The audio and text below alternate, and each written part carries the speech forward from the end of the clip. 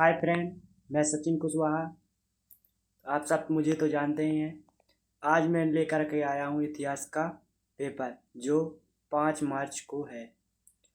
आप सबको मोस्ट चीज़ें बताऊँगा पेपर में कि आपको कैसे लिखना है और कौन कौन से प्रश्न उत्तर आएंगे। तो आप अगर शायद मेरे चैनल पे न्यू आए हो तो मेरे यूट्यूब चैनल को सब्सक्राइब कर लें और लाइक कर दें, बेल आइकन बिल्कुल भी ना भूलें। तो बिना टाइम वेस्ट किए ही हम चलते हैं अपने वीडियो की ओर। तो शुरू करते हैं। अब 2024 का पेपर है इतिहास, 321 कोड ईडी और पूर्णांक 100 का समय 3 घंटा 15 मिनट। निर्देश: पेपर को हल करने से पहले एक बार पेपर को पूरा पढ़ना चाहिए। प्रारंभ के 15 मिनट परीक्षार्थी को प्रश्न पत्र पढ़ने के लिए निर्धारित हैं। सभी प्रश्न अनिवार्य हैं। इसको अपन को अच्छी तरह से पहले ये देखना है इसमें क्या है। खंड खंड का, खंड गा, खा ऐसे होते हैं और लघु उत्तरी सब मिलते हैं। तो सबसे पहले अब गए खंड का बहुविकल्पीय प्रश्न। इनमें क्या होता है कि जो बहुविकल्पी है इन्हें अच्छी तरह से समझना और देखना पड़ता है कौन सही है। जैसे आप पढ़ कर आए हो तो और अच्छी बात। जैसे इसमें पहले नंबर पे है प्रश्न नंबर 1, MS वत्स ने हड़प्पा का उत्खनन प्रारंभ किया 1921 में। इसमें 4 ऑप्शन होते हैं, एक को चुनना पड़ता है। और सबसे पहले बता दूं कि ये पेपर 12 का है और 10 के नहीं है। और दूसरा क्वेश्चन नंबर, जातक लिखे गए थे पाली में। इसमें भी 4 ऑप्शन है। बहुविकल्प में 4 ऑप्शन मिलते हैं। और तीसरा प्रथम स्वर्ण मुद्राएं जारी की गई कृष्णों द्वारा। और अब चलते हैं क्वेश्चन नंबर 4 की ओर। जैसे इसमें बताएगा वृक्ष कटिक की रचना की थी किसने? शूद्र ने। ये थोड़ी गलत हो गया था। इसमें इसका है गा नंबर सही। और अवध की रियासत को किसने एक गिलास फल ए चेरी कहा था? इसमें है खा नंबर सही, लॉर्ड डलहौजी।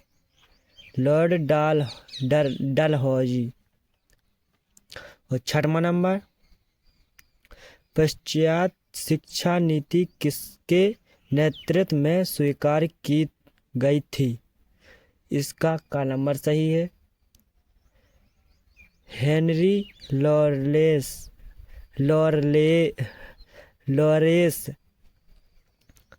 7वां नंबर, 1929 में भारतीय राष्ट्रीय कांग्रेस का वार्षिक अधिवेशन हुआ था। इसका खा नंबर सही है, लाहौर में। और बढ़ते हैं क्वेश्चन नंबर 8 की ओर। द्वितीय गोलमेज सम्मेलन हुआ था। द्वितीय गोलमेज सम्मेलन, एक बात बता दूं कि ये द्वितीय गोलमेज सम्मेलन हुआ था, ये हर साल क्वेश्चन नंबर आता है। तो इसको हम अच्छी तरह से पढ़ेंगे और ये हर साल आता है। तो आप सबको बता दूं कि इसको ज़्यादा से ज़्यादा ध्यान में रखें।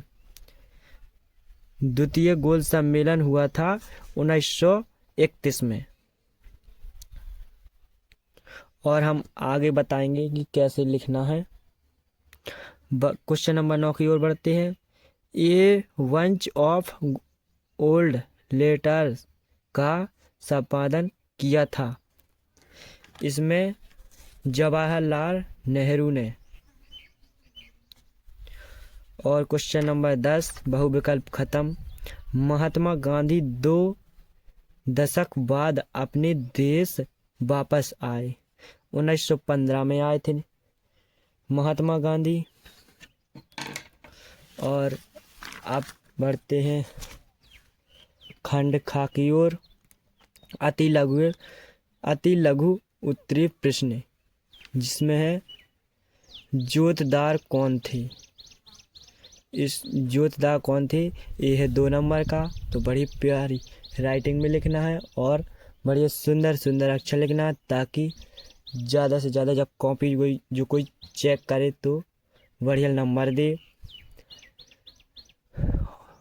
और 12वां नंबर क्वेश्चन है महाराजा मेहताब चंद्र कौन थे। ये भी 2 नंबर का है।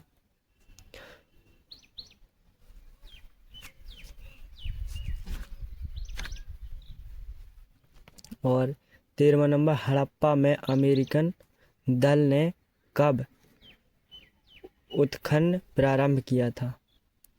कुल मिला के 5 के 5 है अति लघु प्रश्न। इनको आपको बढ़िया सुंदर राइटिंग में लिखना है और ज़्यादा लंबे नहीं है, छोटे छोटे हैं। जैसे मैगस्थनीज कौन था, बढ़िया बढ़िया राइटिंग में लिखना है। इसको भी कुल मिला के जब तक आपका पूरा पेपर ना हो जाए तब तक आपको बस कुछ नहीं देखना है, बस क्वेश्चन। और पहले बता दूं कि क्वेश्चन आपको उतारना नहीं है, जैसे कि ये है तो ये पूरा नहीं काली डॉट से उतारना है। आपको कुछ इधर डाल देना क्वेश्चन नंबर 11, बिल्कुल इसी तरह जैसे सेम ए है इसी तरह 11 लिख के बिंदी रख देना है और बस उत्तर लिख देना है।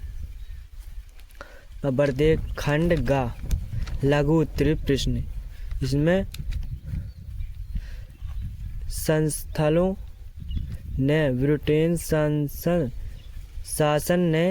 शासन के खिलाफ विरोध क्यों किया। लघु उत्तरीय प्रश्न 5-5 नंबर के हैं और ऐसे ही सब कर लेना है। जैसे बाबा गुरु नानक देव की प्रमुख शिक्षाओं का उल्लेखन कीजिए, तो आपको बड़े सुंदर राइटिंग में लिख लेना है। और जैसे कि ये है मौलवी अहमदुल्ला शाह के विषय में आप क्या जानते हैं, इसे भी बढ़िया लिख लेना। और ये 21 नंबर है खिलाफत आंदोलन क्या था। आपको सुंदर राइटिंग में अगर शायद आप क्वेश्चन उतारना भी चाहें तो उतार भी लें, और लेकिन उतारना नहीं है क्योंकि टाइम वेस्ट होगा, इसलिए 3 घंटा 15 मिनट तो है ही। तो आपको ये बढ़िया सुंदर राइटिंग में लिखना है खंड खा विस्तृत उत्तरीय प्रश्न। तो हम बता दे रहे हैं आपको, इस तरह से बढ़िया लिख लेना है।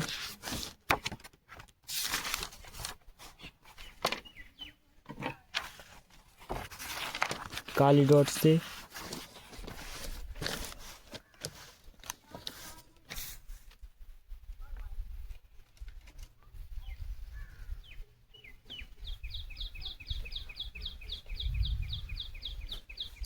खंड खा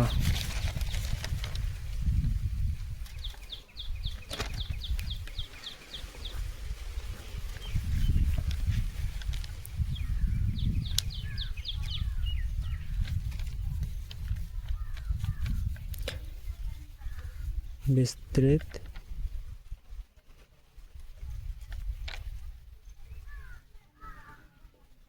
उत्तरीय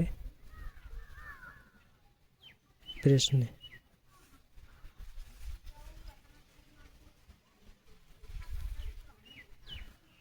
बढ़िया सीधी लाइन खींच लेना है